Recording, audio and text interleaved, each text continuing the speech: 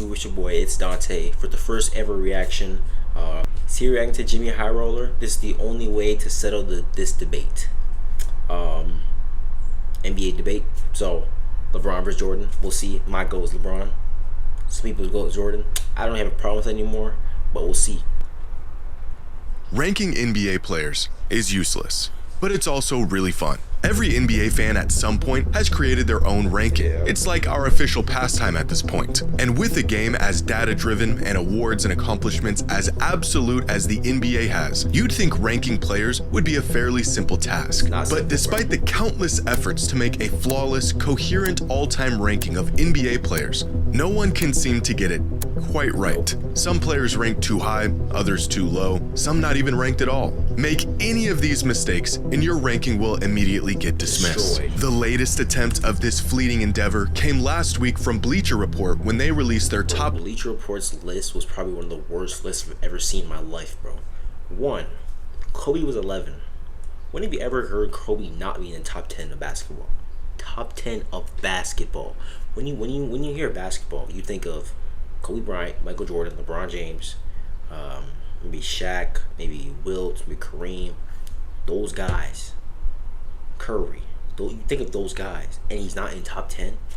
3rd, they had Tatum way like higher than Luka. Luka was like close to the 40s area. Tatum was like 86 or something. To be fair, I like Luka better, but Tatum's won the championship. He's won it, and that was like, it was a little too much, bro. 100 NBA players ever list, a ranking that seemed relatively good, but was met with an onslaught of criticism. It was already wrong because LeBron was number 1, and LeBron's supposed to be number 1, but they put Jordan first, bro. So they already made the list wrong. Like everyone else, and they put Klay Thompson mad, like in the 90s or 80s. I forgot when it was. They put him mad high. Made an attempt before them. This list was not accurate, not good enough. Why is it so difficult to make an all-time ranking that we can all agree on? I mean, we all have our own opinion, our own personal bias. Is it even possible to make such a list? And if we could, how would we even create it? Well, believe it or not, there is a method that we can use to rank every player in NBA history with shockingly good accuracy. It doesn't use... JxmyHighroller is a very mathematical dude. He's gonna break down some crazy stats, crazy numbers, and I might get confused, you might get confused, we all might get confused. So just... to any numbers or data, no formulas or advanced metrics. It is a method way simpler than you would ever think, and yet manages to get results with nearly 100% accuracy. Even crazier, we actually use this method all the time. The jar? Imagine being able to build anything. Today's video is sponsored by Use at Shout out SeatGeek. Last week, Bleacher Report released their top 100 NBA players. Yeah, shout out SeatGeek, bro. Support your guy, bro. Upcoming reactor, upcoming YouTuber, upcoming everything, bro. Support your guy, bro.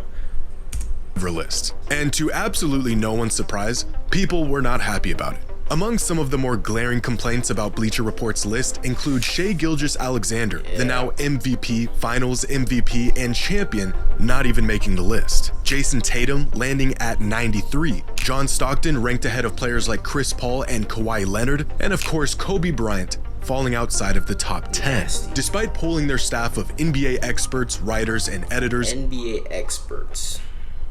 Listen. There's a lot of dudes on the internet that are not experts, but it doesn't take an expert to realize Kobe isn't 11th all time. He's top 5 minimum. Okay, top 7 minimum.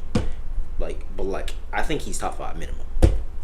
The results of this comprehensive ranking only left people confused and annoyed. Ranking players should not be this difficult, and yet it is. But to understand why it's so difficult, we first need to understand why every ranking, no matter how thought out it is, how logical the criteria is, how much data was used, always falls short. One popular approach that some fans and experts have taken over the years is the formula method. Create a point-based system and apply those points to various factors like career stats, accolades, and impact to make an objectively accurate ranking. A method that has been tested countless times with varying levels of success. Last year, John Hollinger, longtime NBA analyst and a man credited with creating some of the first advanced NBA statistics, created a formula to determine his all-time top 100 list. His criteria being a point-based system that put varying levels of weight into factors like MVP shares, finals MVPs, win shares, and career box plus minus. A formula that resulted in LeBron as the GOAT, Jordan second, Kareem third, Duncan fourth, and Karl Malone fifth all time. This list... Karl Malone fifth all time is the most insane thing I ever came. So what?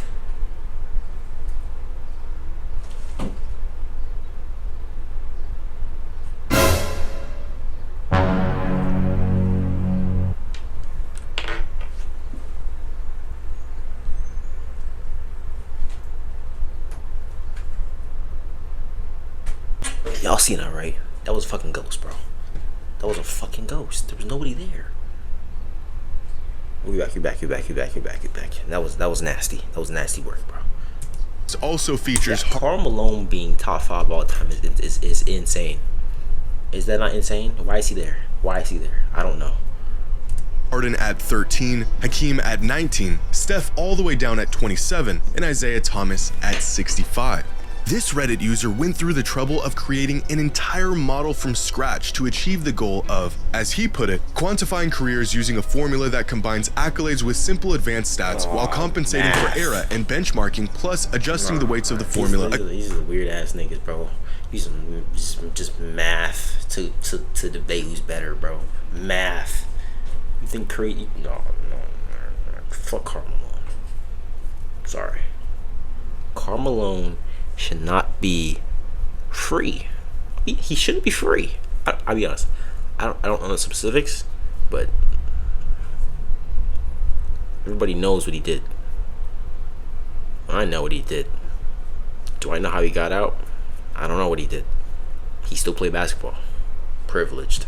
Against approximate expected rankings using least squared regression.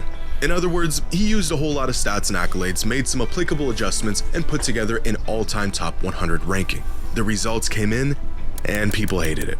The glaring flaw in this method, as well as every other method that attempts to be completely objective in its approach, is that it's not objective.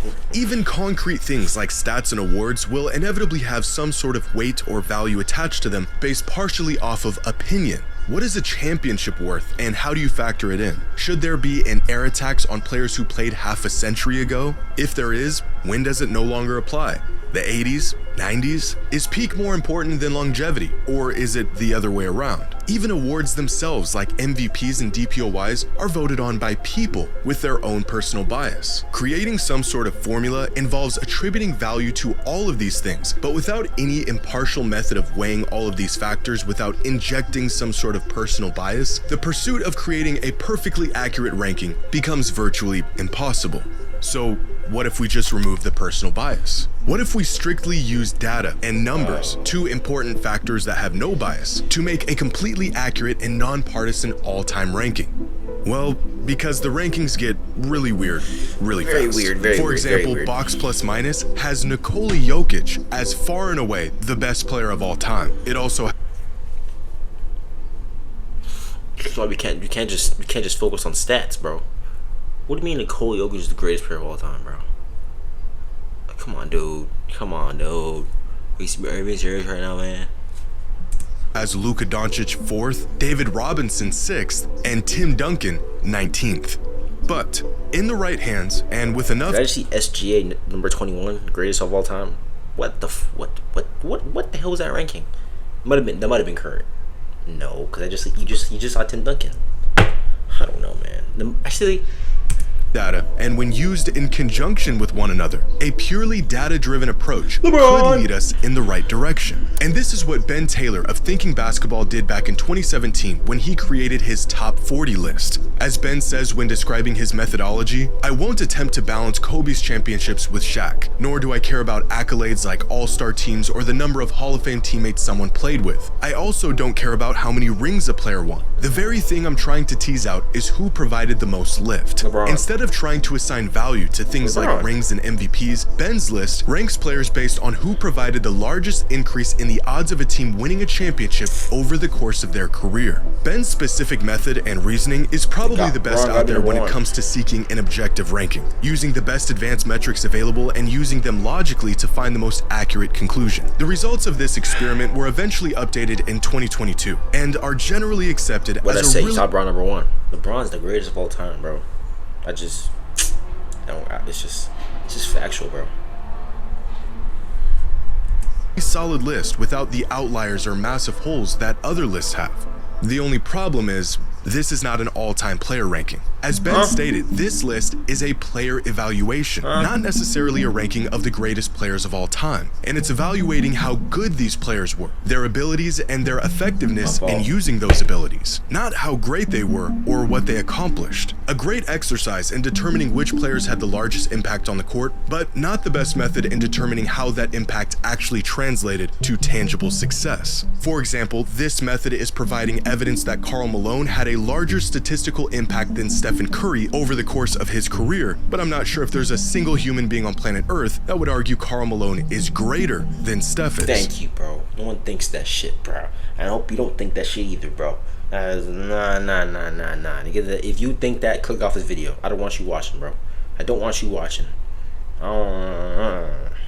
Using purely statistics and data to rank players removes valuable context that certainly matters when evaluating how great they were throughout their career. However, allowing awards and achievements to partially dictate rankings will inherently skew the results due to personal bias and variance of opinion. So looking at it through either of these lenses will lead you to inaccurate results. But maybe we're looking at this through the wrong lens altogether. We as fans are going to be biased. It's the very nature of being a fan. My team's great and they can do no wrong. So if we need to factor everything in, but we cannot do that without inserting some sort of bias, what if instead of trying to remove all bias from the equation, we factor this bias into the equation by asking fans what it is they value most when ranking players? If the accuracy of the rankings is determined by the fans, then so should the criteria. Well, that's exactly what this Reddit user did. Back in 2020, an NBA fan on Reddit took it upon himself to survey other NBA fans, 662 of them to be exact, on not just what's important to them in terms of greatness, but even what kind of fan they are. Among some of the questions asked were, how long have you been watching the NBA for? The most popular answer was 6 to 9 years. I've been watching NBA for maybe since I was... Comment down on how long I've been watching the NBA for. I feel like I've been watching since I was... Maybe like 9 or 10. Might have been longer than that. Probably 9, 10, 8, that area.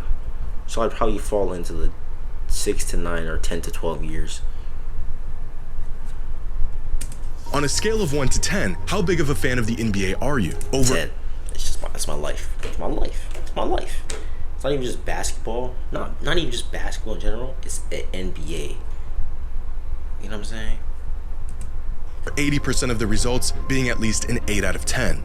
But here's where things get interesting. One of the questions asked was, what do you think is more important in a player's career? Team success or individual success? Team success or individual success?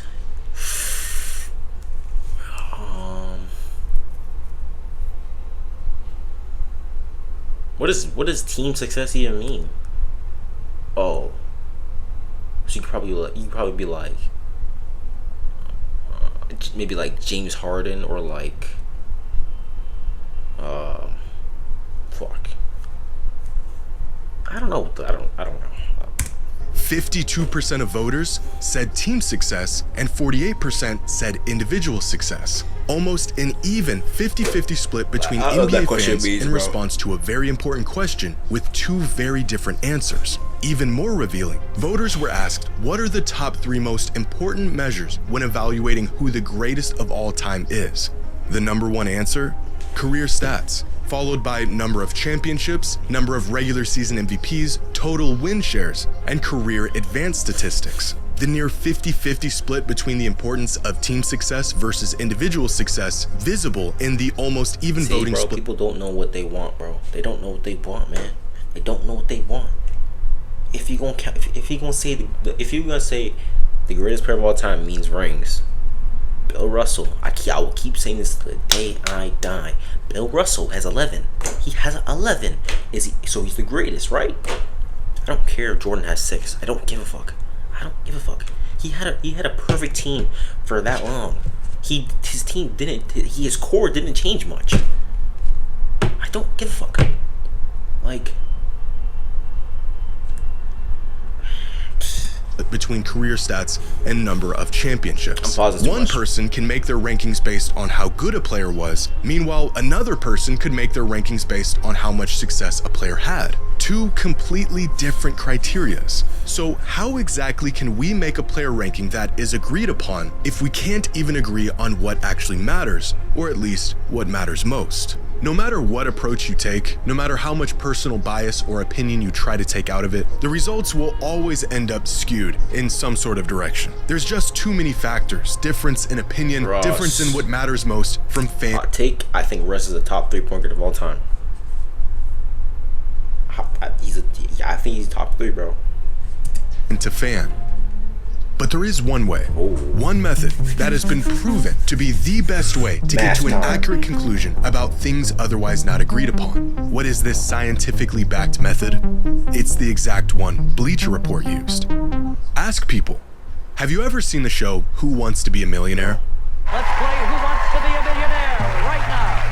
It was a game They show ask where people? contestants would answer a series of yeah, multiple obviously. choice questions, with each correct answer winning them more money and progressively getting more difficult until the eventual $1 million question. Now, this game show would feature one sole contestant at a time who had to answer these questions by themselves. However, each contestant was granted what were called lifelines, tools the contestant could use to help them answer difficult questions. These 3 lifelines were 50-50, eliminate 2 of the 4 options in a multiple choice question, leaving the contestant with a 50% chance of getting the right answer. Phone a friend, where the contestant could call a friend live on the show for help. And the third one was Ask the Audience, where each member of the audience would vote on what they thought was the correct answer to any given question. All of these lifelines were valuable, but That's where one that of them came in from. particular resulted in the That's where that freaking came from, bro.